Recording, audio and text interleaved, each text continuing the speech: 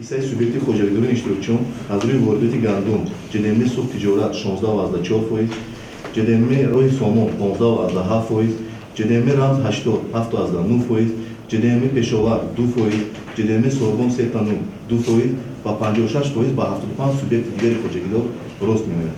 қобили қайд аст ки дар ин сегменти бозори мол рақобат вуҷуд дошта, ҳолати рақобатпазири бозори моли мӯътадил буда, субъекти хоҷагидоре ки дар бозори мол мавқеи хунфармоӣ доро мебошад вуҷуд надорад.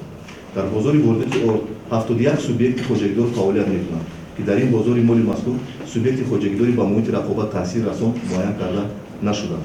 ҳиссаи субъекти хоҷагидори иштирокчиён аз рӯи воридоти орд ҷдм сорбон 3,9 15,9%, ҷдм шоҳона 9%, ҷдм маданият 10%, ҷдм содиқи сароб 5,3% ва агентии захираи молӣ 4,6% ва 55,2% ба 66 субъекти дигари хоҷагидор рост меояд.